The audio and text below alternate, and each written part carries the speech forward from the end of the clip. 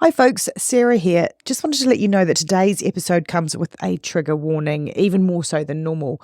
But we have really outdone ourselves with bonus content for this episode, thanks to our guest, Robert Murphy, who you'll be meeting in a moment. We are deep diving into a thwarted UK shooting story, and it's the perfect time to jump over to patreon.com/stopthekilling because we have packed it with way more content than usual, just specifically for this episode, including photos, raw police body cam footage, insightful police interviews, and revealing court documents. This episode is a goldmine for anyone craving that extra layer of detail. So don't forget to head over to patreon.com/stopthekilling and check it out. All of the links will be in the show notes. On the morning of August 1st, 1966, shots ring out from the observation deck of the clock tower on the University of Texas campus. It marks the infamous beginning of the modern era of mass shootings in America. I'm Sarah Ferris, true crime podcaster. And I'm Catherine Schweit, the former head of the FBI's active shooter program. And you're listening to Stop the Killing. Well, welcome to today's episode of Stop the Killing. Catherine and I are actually joined by the fantastic Rob Murphy, who is a journalist and a podcaster, amongst many other incredible things. But Robert, Catherine's being Pause. Calm down. I'm humbled. I feel humbled. Thank you. the hype club's here. For our listeners that don't know all your wonderful work, can you tell us a little bit about yourself and your background? Yeah, I'm traditionally a television journalist specializing in crime. So based in the UK. So here in England, I've covered some of the bigger crime stories for television news. So that's the Salisbury poisonings, the Christopher Halliwell killings, which he was a serial killer. Those were turned into quite a well-known drama called Confession over here in the UK. 7/7 bombings. And so I've been covering up about 20 years, but I also have had a couple of podcast series that I produced for ITV, and I directed a film. I've written a book. I've got another book out in April. And yeah, that's me, really. Well, that's not just you. That's quite a lot. I have to tell you, I don't know if I've ever told you this. I think maybe when we met at CrimeCon, I might have had a little bit of like a fangirl moment when you told me that you had been the person behind the podcast, which I loved, which was No Strings Attached. Ah, thank you. I love that Yeah, podcast. that was great. I feel so humbled by the two cops, Paul and Maddie, who are amazing. They're just rock stars, these guys. And they put so much trust in me because I'd never made a podcast before. I hardly even listened to a podcast before making it. And which is why I've got so much respect for you, because you're not from a traditional broadcast background, are you? And you just rocked up and you just knocked out Con, which is just incredible. I'm from a broadcast background and I found it tough. So how you did that, I don't know. So the mutual respect is huge. So thank you. That was great. An amazing story about a man who tried to murder his wife, not once, but twice in improbable circumstances by blowing her up with a gas valve in the family oven. And then when that didn't work, 4 days later, sabotaging her, not just her main parachute, but the reserve. She jumps out of a plane at 4,000 feet. The main doesn't work. She cuts that free. The reserve doesn't work. She lands on the ground, amazingly survives. And then when she finds this out, turns hostile witness on his side against the police and the prosecution in court. Yet they still manage to bring him to justice. It's just an incredible case. It really is absolutely brilliant. The story itself is crazy and you tell it so beautifully. But you've also got a smaller, like an episodal podcast that I'm loving as well. Do you want to tell us a little bit about that? Yeah, it's Behind the Crime. So I did this on my own independent label where I'm really looking at psychology and procedure and the impact of crime, how it impacts society as well. So, there's got to be a good story. It's got to be interesting. It's got to tell us something new. I'm not big on gore or blood. I'm a bit squeamish. Don't like it. I think quite That's a a lot good of my day job. Me too. I don't like the whole celebration of crime, really. I'm not into that in the slightest. I've dealt with so many crime victims over the years. So it's really about the psychology and the science and the thinking behind the crime and how it's solved and its impact on society and how it shines a light on or puts a mirror up to the world we live in.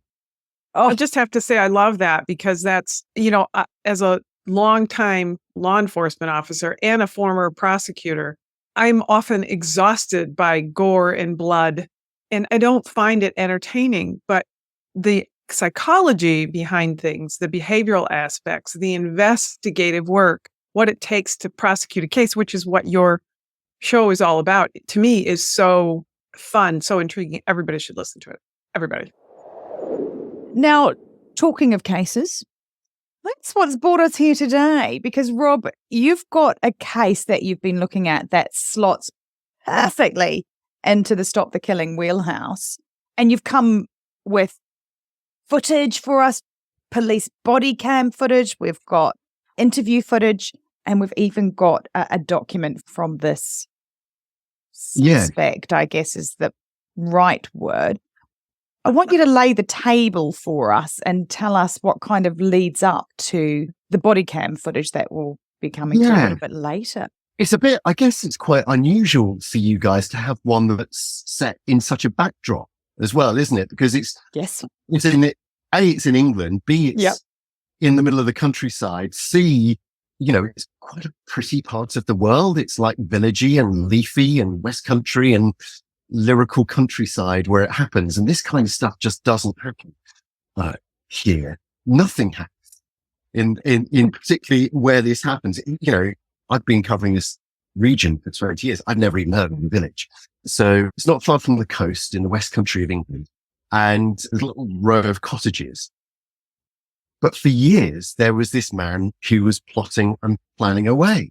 And he clearly got some sort of fascination in his mind, because not just once, but twice he had applied for a firearms license. And I guess this might be a distinction between the UK and the States or other countries. He was rejected. And I guess that perhaps one of the points about the story is that the system here almost works.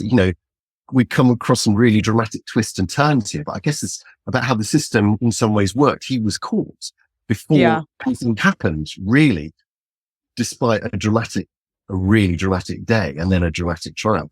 So he's here, he applies for a firearms license, not once, but twice, gets rejected, not once, but twice, on the grounds that he has low intelligence, low IQ, and a fascination with a woman. And so he goes off and he stews and he starts plotting and planning. But because it's England, you can't just pop to the shop and buy a gun. And he's not connected to any crime groups. He doesn't have access. He doesn't have money. So he has to kind of make it up himself, which he does. So he goes online and he starts downloading blueprints and plans about how to come up with a do-it-yourself arsenal, really. And he starts buying things on eBay and other online shopping sites as well. And eventually, after a little while, he's flagged. Do you know how the police became alerted to his behavior? Yeah, he was flagged and it came out in court. He ordered online a starter pistol, as if you're about to have a running race, and they buy the gun. Isn't live, doesn't have harmful capabilities. But because of that, and it's England, it was flagged. So that generates an intelligence report for the police. But because it has the capability to be adapted, to be converted, that's the real reason why they're worried. And so they could also check that, hang on, he's tried for a firearms license a couple of times and he's been rejected. We need to suss him out. And that's why they turned up that day. I mean, obviously there's a big cultural difference between the States and the UK as well. And we just don't have guns here, in the way that the States or even other countries like Canada. I think last year I was looking at the figures. Last year there were only 28 homicide victims in the whole of the UK were shot. So really? 28 were shot. That's 4% of all homicides in the UK were shot. Whereas, we've got a population in England, or the United Kingdom, 60 odd million. Whereas, 4%, that's 28 homicides were shot. Whereas in the USA, I think it's 80%. You had 21,000 fatal shootings last. Is that right? That's correct. And good Canada, numbers. Yep. Yeah, Canada's 40%. Australia is 11%. But the UK, where you just cannot get guns, it's 4%. They're just 28 people. So that's just a cultural backdrop. You mentioned that the individual was of low intelligence, was obsessed with a woman, and had a lower IQ. Only one of those factors might have even been considered in a purchase request in the United States, and that would have been obsessed with a woman, and that would only be if that individual, their conduct resulted in kind of a stalking charge or a domestic violence, domestic relations sort of restraining order. That's the only time that it would go into the system. It doesn't rise to a level where it would even be on the radar for law enforcement to flag it. Wow. Yeah, he's just rough intelligence that he had something on the woman, nothing official. Yeah. No, it's all, we don't work on rough intelligence when it comes to gun purchases here. I mean, we don't work on intelligence collection. Can you go back and look in your law enforcement files? But he hasn't committed a crime. He's not even going to be on the radar when he goes into the next state and tries to buy a gun. Wow. I think the missing word there, intelligence. So at this stage, then, we've got the police with a handful of pieces of intelligence that nothing has been substantiated. So they're heading to this guy's house to do, what is it, a welfare check? Would that be? Yeah, that's it. So just to give you an idea of how low level they thought this was. So he'd been flagged. Okay. There's the intelligence. They send a couple of neighborhood police officers around. So to this little cottage in this little village, he's pinged up, but we don't have a gun problem. So they thought, well, let's just send a couple of neighborhood guys in it. So they sent 2 police officers over. But because there was the flag, just as a precaution, they sent an armed response unit, which sounds very grand, but it was 2 firearms officers, both of which I think have never used their guns ever. That's a big deal, right? To send somebody who's got a firearm in your country is a big deal. But it was just a matter of procedure. And what I'm about to tell you next will also perhaps exemplify why it was seen as such low level, because they also had with them a ride-along. And you might have this in the States where someone from head office or headquarters is spending a day out on the road, a senior manager, to see what the local neighborhood police do for a living. They sent them along because there was not going to be a problem. So they've got 2 neighborhood bobbies, as we call them in England, just as a precaution, a couple of firearms guys and someone from headquarters just to see what's going on, just to have a morning out. So it's on the 28th of November last year. And in footage, you can see them going down the side of the cottage and you can hear the cockerels crowing away. And it's all very countryside-y, and they knock at the door. And they say, he is the man they're after. And his dad answers, and the dad's got a disability. And he says, well, yeah, he's asleep.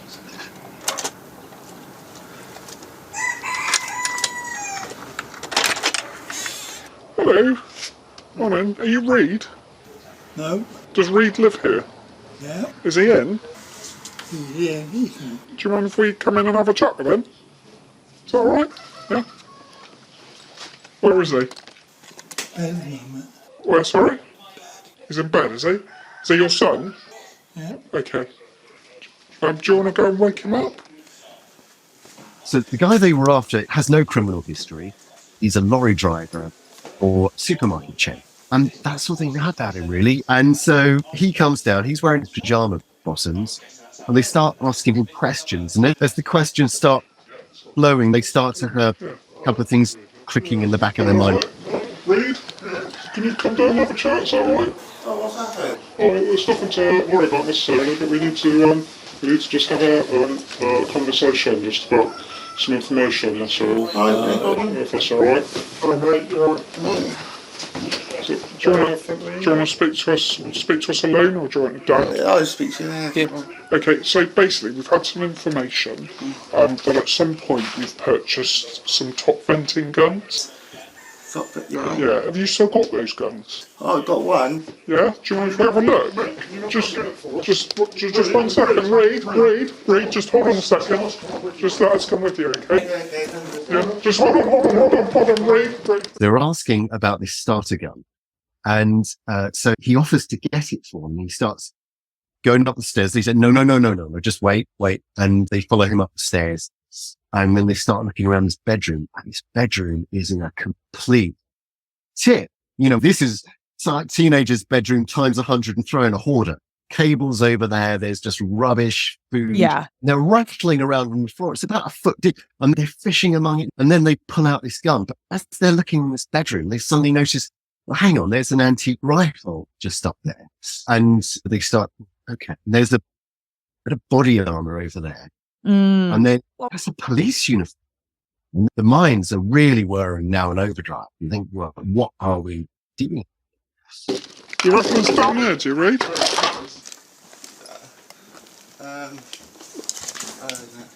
It's down there somewhere. Yeah? Yeah, around there.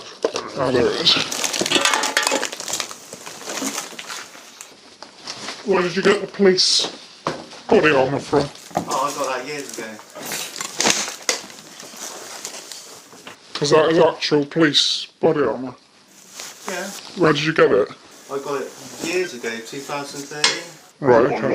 Online. Okay. Do you need to keep that? Yeah. You do need to keep it, do you? Okay. Not illegal to possess. No, but I'm just wondering. Cause of people concern when they see it, that's all really. Yeah. Do you ever wear it outside? No, I don't. You just have it as like a memento, do you?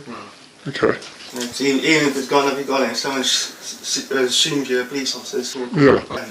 Yeah, that's right, yeah. So they take him downstairs. We know all this because the police have body-worn video. So as soon as they go into an operation like this, or pretty much any interaction with the public these days, they turn the recording on. And so the court was shown in the trial recently all these recordings of what happened.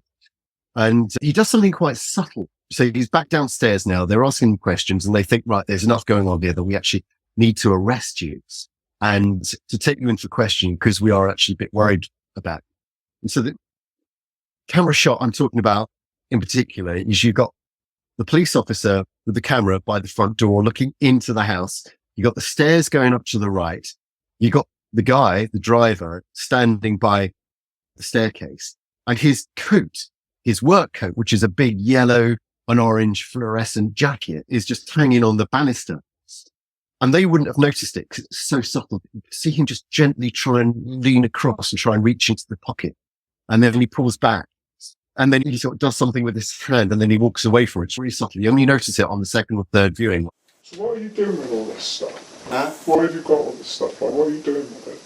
What am I doing with Oh, what? why have you got it? Well, I'm sure there's other people that collect. There's nothing illegal about it. The reason I think it's suspicious is because we do get incidents where you get police officers pose, and you know, you get incidents where people pose as police officers and commit crime. Yeah. But also, the stuff. So you've got like the hand grenade with the bottom grenade on it. Yeah, And then we look around, there's bags of ball bearings. There's like keys to break into places. Because they're master keys, that's what a locksmith's going to have. And you know that, because when I said, you realise that I knew what they were. And then you've got like all these different component parts for all these different guns. And you've already made them. That was years ago, man. I wanted to get rid of that and I forgot where I put that. But there's all this stuff that if I just walked into a house and just found it, I might be thinking, what's this person up to? There's nothing actually illegal with what I've done. I never harmed anyone. I've never threatened anyone.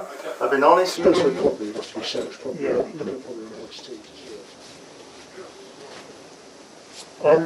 We've come to a premises. You only notice it on the second or third viewing. He's clearly reaching for a gun that's in his jacket. They arrest him and then he just says, I want to go to the toilet. Can I put my jacket on? And they say, okay, yeah. So he puts his jacket on, which has this gun. They follow him up the stairs and he goes into the bathroom and the firearms officer waits outside and then everything changes. At that moment. Mm-hmm. Good man. We can go to the toilet first. You've got a toilet downstairs? Yeah.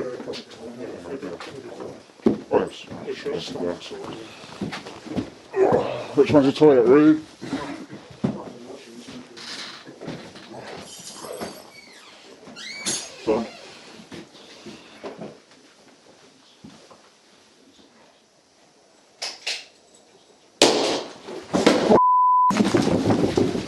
Wake up. Go back.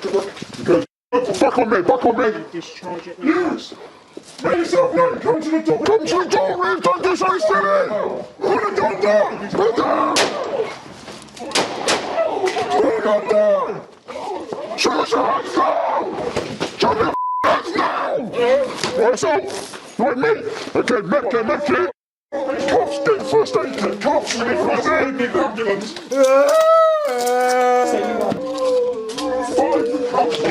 Right, me. Okay. Bring my wrist up, give you up there. Yes. Okay, get cuffs in front. What's the fuck? Right, stay there, keep yours right up. What's the fuck? Get up.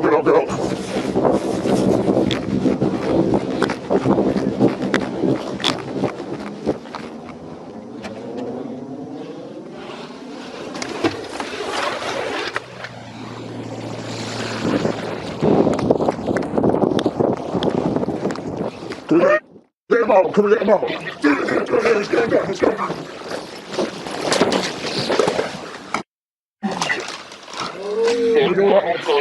Come off.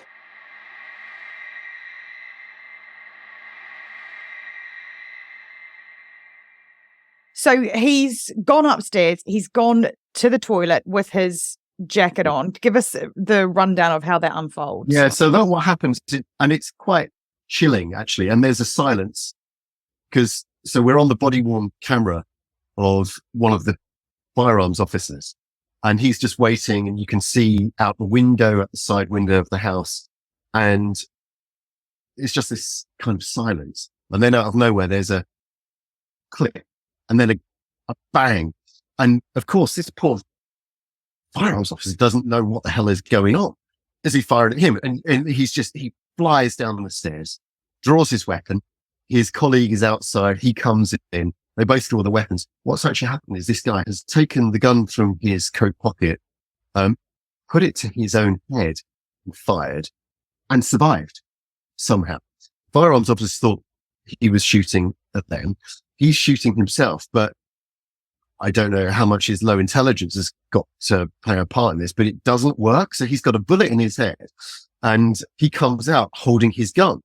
And this is one of the things that was discussed at trial, because the firearms officer, who I would imagine has never fired his weapon for work ever, sees this guy who's just fired a gun. He's almost got a head injury. He's holding a gun. Sometimes you have that moment of, is he going to fire at me?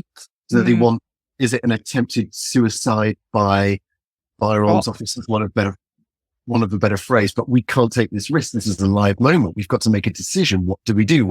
And their training kicks in, and they are really highly trained.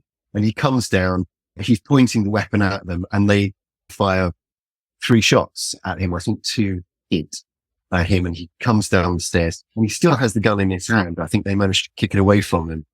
And then after that, they save his life. One of them flies off to pick up a first aid kit, and they save his life. But it is really dramatic. I mean, we hardly ever see these kind of scenes in England. We just don't have this kind of thing happen. And I think we see them in televisions and movies, and they're kind of glorified, maybe isn't the right word, but I think what I'm trying to express, I think you both know what I mean. And they simplify it, but when you see it on body camera, you see how quickly it happens. Yeah. When you think in hindsight about what an officer should have done, think about how quickly everybody has to react and make a decision with no information. In television and movies, you know this is a bad guy, or you know this person has a mental health problem. Officers don't know any of that. They just know how to judge the threat at that second, that split second. Like you said, he hears the click, he runs away. He knows that is a gun being discharged. That's what he knows. And he needs to create distance between himself and where the discharge was. That's your first decision that you have to make. And that's why he ran down the stairs. Yeah, it flew down. And in the trial, literally every frame of that video, every second was kind of reenacted in slow time, what was happening at that second when he reached the first top of the stairs and the first step down, the second step down. And it's very easy in retrospect to disseminate it and analyze it. But, play it once, put yourself in that position. What a horrific decision for these guys to make. And they're extremely brave. As an officer, the other thing that they would be thinking about is when you're the two firearms officers, you're carrying firearms, you're responsible for everybody who isn't in that location. So there is a dad there, right? There's another officer there, and there is even the subject, right? Your responsibility is to get everybody out of that scene alive. It's just a responsibility that you have. They get him into custody. The injuries that he sustained. Big injuries. If he hadn't had first aid at that moment, he would have died. I'm pretty sure about that. He goes to hospital. His life has been saved at the scene, and he's in hospital for 4 months. So that shows along how profound this injury was. But while he's in hospital, obviously they're looking at this chaos of a house that he lives in, and what they find is deeply worrying. They find this arsenal of things and blueprints for a massacre, effectively. And it's absolutely terrifying. So moving on to a homemade firearm. Exhibited as 4883 Juliet Whiskey 1. What can you tell us about that homemade, what's down as a homemade firearm? Yeah, it's homemade. Okay.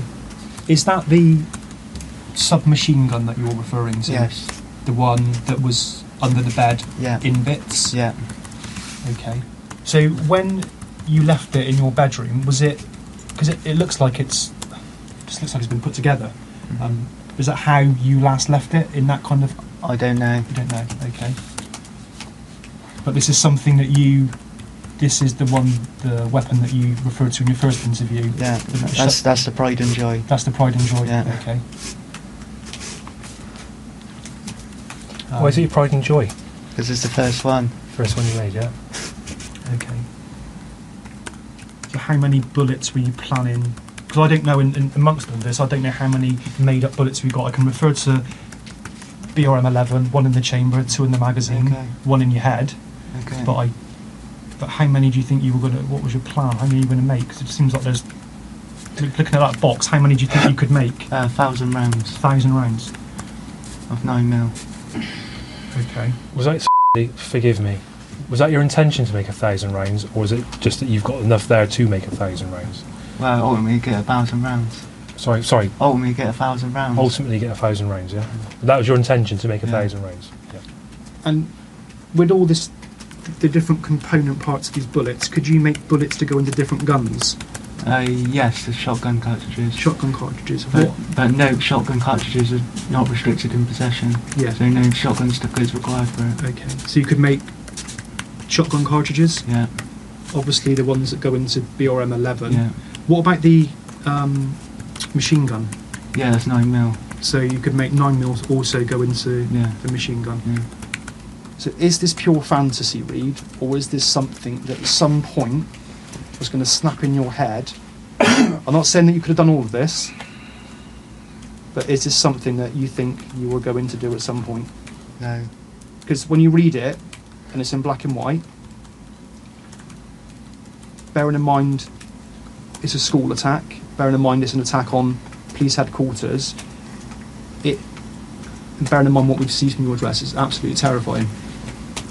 So, no comment. So you still standing by? This is just fantasy. Yes. And recording this, is it therapeutic? Does it help you? Yes, it's therapeutic. And in terms of the Priory School, when was the last time you went to the Priory School? When I left. When you left, you've not been back since? No. So you've not been back there to scope things out, or look at things, or you've not gone beyond fantasy? No. And we're dealing with something very serious here. So no, you could play the straight back to fantasy here all day. But we want to know if this is something that's all it is. Really sinister. It's all just a fantasy. Is there any reason then why you were recording this in a revenge document type journal, but also getting the stuff as well? Because that's where I struggle to still that this is just fantasy of actually getting some of the stuff. And we're not talking about bars of chocolate, we're talking about a machine gun and some quite serious things here. No comment. Okay.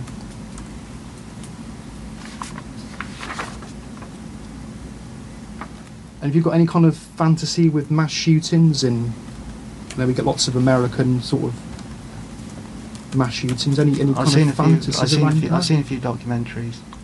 I say fantasy, any sort of interest or any macabre sort of interest in that sort of thing? A little bit, yeah. And you talk about Thomas Hamilton. Would I be right in saying that's the Dumbling? No comment. Where children were shot? No comment. By Hamilton? No comment. Are you influenced by any of this No sort comment. of stuff? Does that cloud your thinking? No comment. Is Hamilton someone that you look up to? No. And would you try and recreate something like what Hamilton's done? No.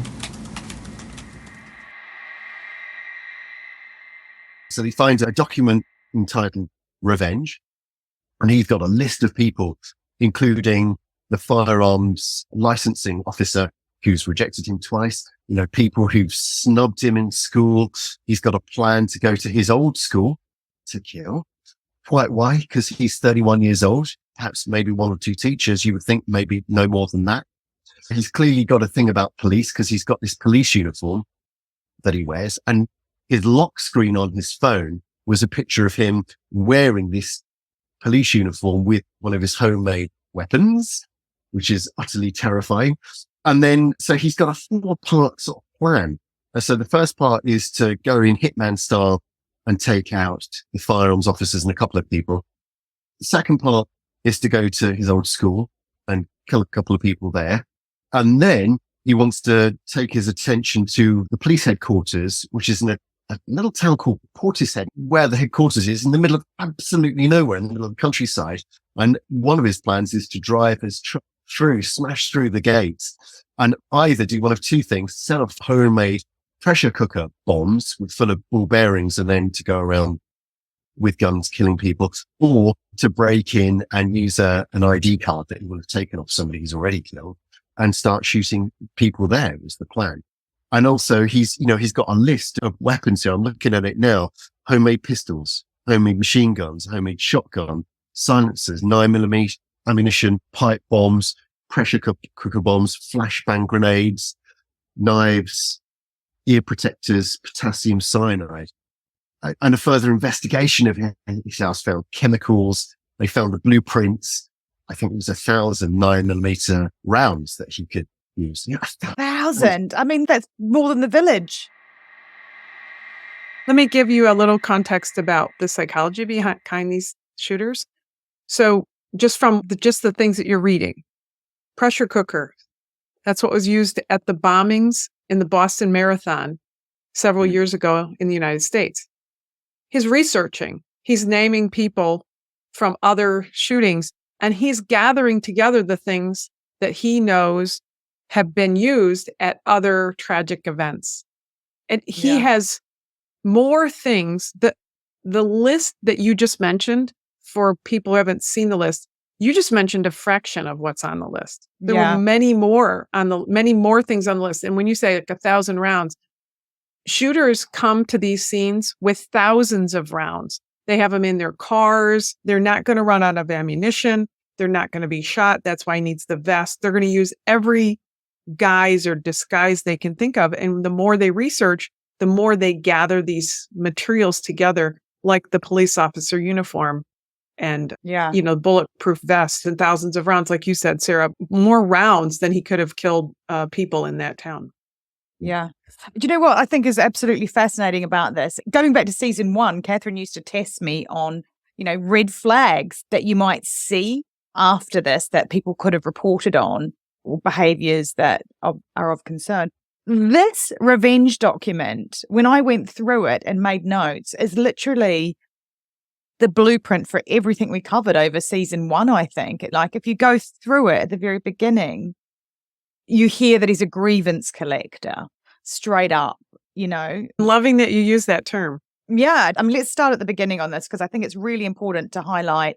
Yeah, the opening line, yes, revenge is on my mind. It's a powerful motivator. It'd be nice to get back at the people who cause me stress and worry. But you see what these stresses are, and they're nothing. They're kinds of things that most normal, what's better phrase, rounded people could cope with on a day-to-day life. But it's a sign of a skewed sense of reality and a warped sense of the world in which we live. He's like the hero in his own mind. Yeah, that's right. Yeah. He is living in a different storyline to everyone else on the planet. And, these things have clearly been building up. When he got to court, he said this was a fantasy. This letter was just a fantasy and should be believed. His way of getting things off his chest, as I guess what we should do these days, we should journal rather than actually carry things out. And that's what he said he was doing. Hang on, yeah, but you don't collect guns and buy them and try and convert 1,000 rounds into. But it's the detail in which he goes into as well. I think that it's the detail that really got me. He's clearly, he's specific. This document, when he says, "Oh, this is just a fantasy story," no, it was very detailed. I mean, it's very specific. It's a well thought out. In fact, it's neat sentences that are very specific, complex sentences. I say as a writer, the sentence that, for instance, says this, when he talks about the phase 1 of the plot, is a hitman style attack. I'm going to not knock him for not using a hyphen. It's a hitman style attack using disguises like mech brown coveralls, wigs, and makeup, using darker foundation to give a mixed race look, latex liquid partial mask to change my face around more Arab look. It is a very complex sentence. It's a very thought out thing. And the fact that it's relatively grammatical, I mean, in every part of it is. And in the beginning of this document, he's whining about people taking his backpack in school. Yeah. And I say whining because not that bullying is fun, but in his mind, he was bullied at certain parts and regular here or there. And then in his primary school days, he comments about that.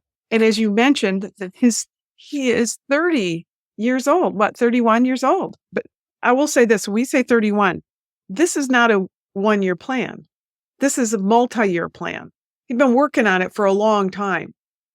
Right. So he's been a grievance collector. Yeah. At least a couple of years. Yeah. And he's got in his mind's eye, hasn't he? What you just described when you read from it, the Arab looking face and what have you, the makeup or that he can picture himself doing it, can't he? I think. And I think our shooters don't want to become they don't know one wants to do this, right? So they have to become somebody else. So they invent this concept of who they want to become. And in his case, then he can blame it on an Arab, how silly. Another red flag that we've talked about before, and you mentioned, Rob, is the fact that his screen lock was him in this persona. He's reinvented himself into something already, which I think is red flag.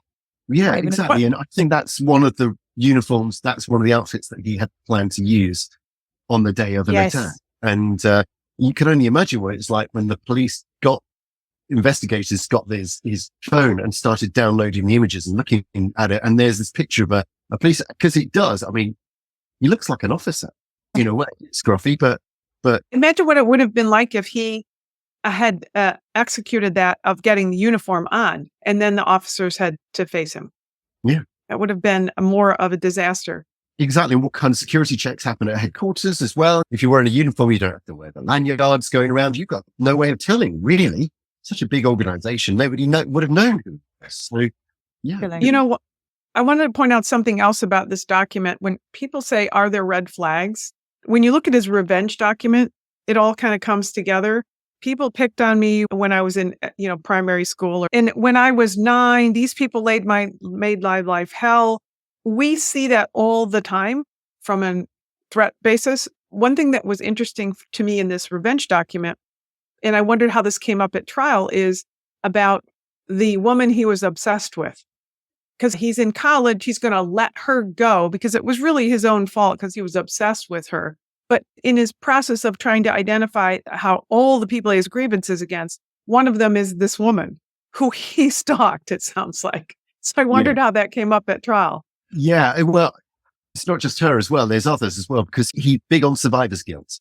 and he wants them to Yes. suffer with the survivor's guilt. And so to not quite answer your question, but the firearms licensing officer who wants to kill, there are a couple of guys working in the same office, but he wants them to live because he wants them to spend the rest of their lives with the survivor's guilt. He hasn't killed them. So, I mean, I think to me that gives him, I know he has low intelligence, but there's a certain low It's cunning. control. Oh. Yeah, it's control. I mean, it's all about control. Once they strike out, is this idea of now I'm in control. And we've seen that in other places where shooters have killed all but one person and said, you're going to stay alive to tell the story. I remember Catherine chillingly saying to me years ago when we first started the podcast, if anyone ever mentions Columbine, that should be an immediate wake-up call for people. And he does that in this document, but also with Dunblane. And he's referencing the fact that the shooter there kind of weaponized that survivor's guilt, and he was going to replicate that. So it's not even like he's come up with anything new. You know, who would have seen that? And he clearly has enjoyed the research as well. He's clearly, I think, right. flourished. That's what I mean about the length of time that he worked on this for a long time. And who knows, he could have worked on this for another 2 years, and then eventually made decision to do something or not to do something, right? But he worked on it for a long time, and he's proving that he isn't too dumb to have gotten the license. He should have gotten a license to buy the firearm. The police and the people who checked him were wrong because he is smart. He can do all this planning. He can figure this out. The other one that I thought was really chilling and goes to that minutia that he gets into is when he's targeting kids that have been the bullies at school in his perception.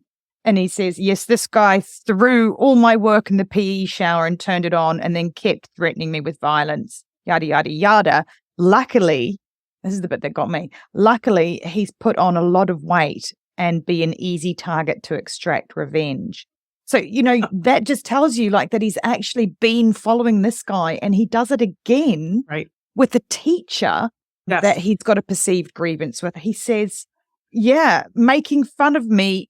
She does scuba diving in Western. That is so specific, the level of research that this guy has done.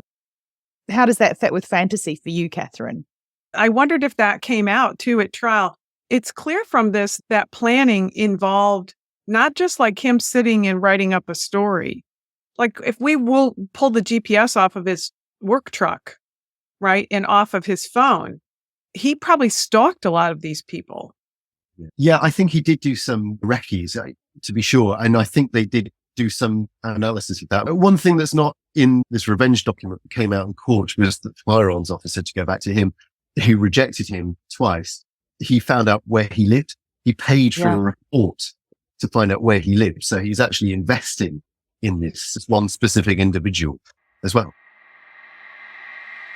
When he gave evidence, it was clear to see the kind of person that he was, because it was strange because he clearly was of a low intelligence, but he was still really able to talk. He knew what would take him to jail. He knew what would lead a jury to convict him. So he was clever enough to come up with a different story, albeit warped. So that's why he was arguing this list was just a fantasy, nothing more. It's just something that he dreamed up, just getting words off the page to get rid of his anger. But the other thing, he came up with this absolutely bizarre argument in that he had built a rocket launcher that he had planned to launch a mind-altering chemical into the atmosphere. And he talked about this in court. And when we heard him talk about that, I thought, hang on, are you trying to show this to you? Or what's going on here? He said he got the idea from something the Russians were trying to invent or had tried to invent. And he said he didn't spend much time on it. But he did talk about it, giving evidence. But the trial lasted 3 weeks, I want to say. And in British trials, the prosecution argued hard and the defense argued hard as well, but it didn't take the jury long to convict him. And he was convicted of the intent to endanger life. It's so easy in hindsight to see the pieces, whether they were real or perceived grievances. It all pieces together. But what did his defense attorney argue in the closing? Yeah, he argued it was just a fantasy. That he'd had this interest, a hobby, if you like, but it was never anything more than that. There was never any malice. He owned it. And if you look at the images of these guns, the guns he made, he hand built a submachine gun, but it looks a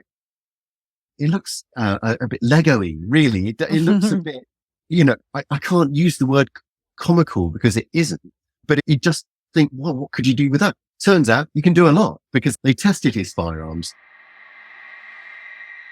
I think that document shows so clearly the path of a grievance collector, because everybody he's come past in his life becomes that rock in his backpack that he shoves in. But, you don't know, I guess, perhaps if he did come across a stressor in his life going forward, if that would have been the moment where he was like, well, I've got this plan in place, now's the time. So, I mean, we'll never know. But we'll never know.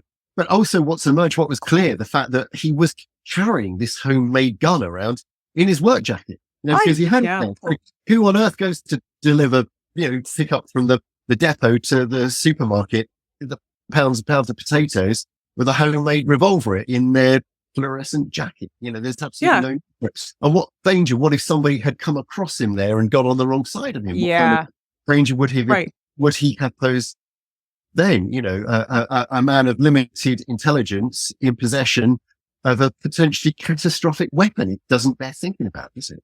no. Just one last thought on all of the idea of who or might have been the subject. I think that he just wanted to harm.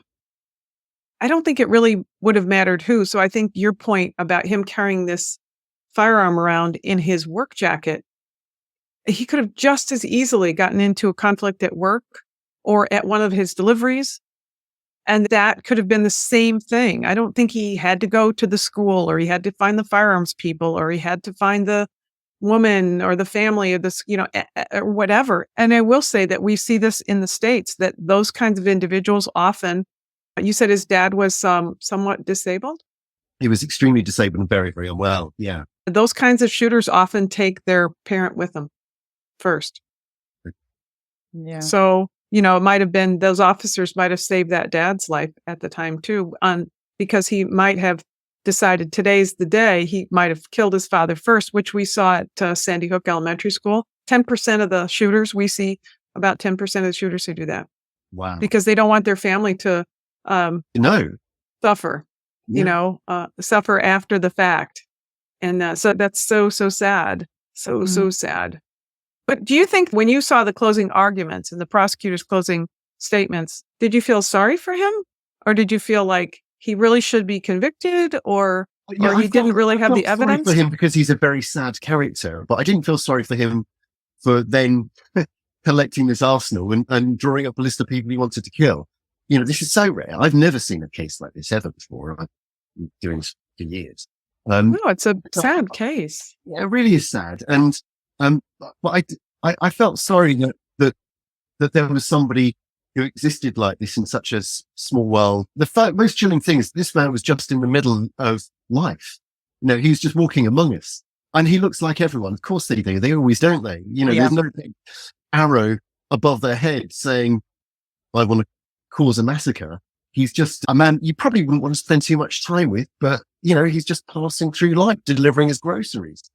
And that for me is always the most chilling things, how they walk among us, how they drive among us, how they just function. And when he goes back to his little cottage in the middle of the countryside, he's got something I haven't mentioned. He's got a shed with a lathe that he used to convert his weapons. And he's got his little collection, just gently dribs and drabs. Here's some ball bearings. Here's some blank rounds. And here's a gun coming this month. And just slowly he's accumulating this thing. At the same time, he's writing this list while he's amassing his arsenal. So that for me is the most chilling thing. The fact that he was just there. Is there a message to the public here about this case? The message for me is that certainly in this case, in this country, the system worked, because here he was called a revenge document, and you mentioned flags, but nobody would have seen this document until he had carried it out. So there were flags, but those flags were being flown for no one because it was a private document that would have been, you would assume, seen after his massacre had been carried out. So the fact that a starter pistol could be the alert, and that nobody died, showed that I think the system is, as well as it can, is working. And England is, certainly as far as guns, is a fairly safe country to be in. Reassuring. How do you feel about that, Catherine? What's your last thoughts on this case? You know, we live in a gun culture here, and then we've glorified it and we nurture and embrace this gun culture. But is it really the culture we want when we look at other places? But it's admirable that you've stood staunch against that in England. Thank you so much for joining us for a start, Rob. It's been an absolute pleasure to have you with It's lovely to us. see you both again. No, thank you for chatting to me. I'm going to play your trailer at the end of this episode. So everyone who's listening now, stay tuned all the way to the end so you can hear all about Behind the Crimes. Rob, tell everybody where they can find all things Rob Murphy. The best place is robertsmurphy.substack. Amazing. Thanks so much for joining us. Thank you so much. Behind the Crimes is the true crime podcast that tells you about the most compelling inquiries from the people who were involved. Take the first steps onto a crime scene. It was a real whodunit. There were no signs of any forced entry into the house, no sign of an untidy search or a burglary gone wrong. Hear how Britain's biggest cases were solved by the smallest pieces of evidence. I'm Jack. I see you are still having no look catching me. Trapped between two pieces of glass slides, little glass slides, was a perfectly preserved 2 centimetre section of the seal from envelope 3. What does crime say about society? She was very sexy, and the English are not good with that. Follow covert officers deep undercover. They're trying to effectively abduct me and get me into the transit van. Somehow my wig and everything is remaining intact. How do you crack mysteries which have seemed unsolvable for decades? All in black and white, and you start to bring to life the scene and what had happened at the time. Hear how scientists use new techniques to track the country's most wanted men. Every crime location is a clue. What happens when detectives get it wrong? Something's killed him. You don't just literally drop dead in the street. Behind the Crimes is about psychology, procedure and the pursuit of justice from the award-winning crime writer and journalist Robert Murphy. Subscribe at robertsmurphy.substack.com.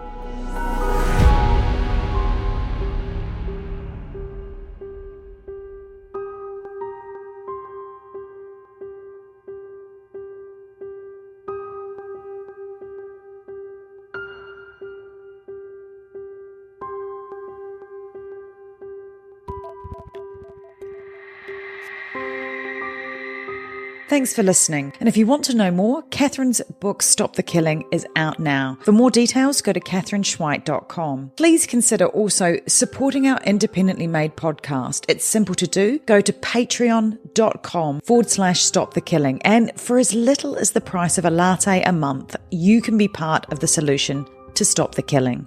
Patreon rewards range from official do-gooder status to ad-free episodes, autographed books, and opportunities to connect with us directly for your business, school, church, or even just a book club chat. But just knowing that you are part of a movement that has the power to make your community safer, well, that's got to taste better than a skinny cappuccino any day. So please head to patreon.com/Stop the Killing now and polish off your do-gooder halo and make sure to include your name so we can give you a shout out. This podcast is a community podcast production. That's con with an N. If you want more content, then head over to Community Podcast at Instagram, where you'll find trailers on more binge-worthy true crime, like the award-winning podcast Conning the Con. And check out our show notes for all the links mentioned.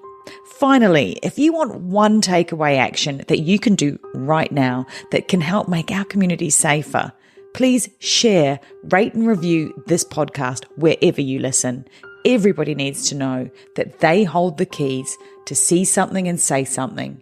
Together, we can stop the killing.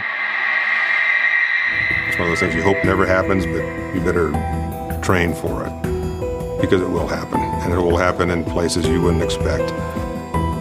Be ready for it.